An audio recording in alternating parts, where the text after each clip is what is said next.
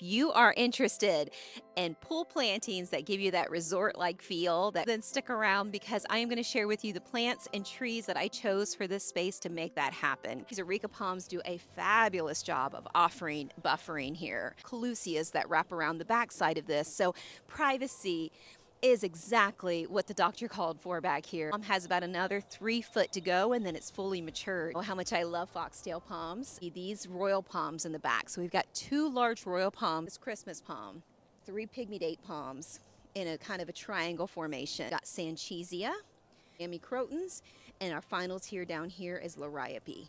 Monsteras are going to get that 4, 5, 6 foot tall in the back. That nice big height and big arching branches and just real tropical leaf feel. Then you drop down to the Sanchisia that are going to be that 4 foot range.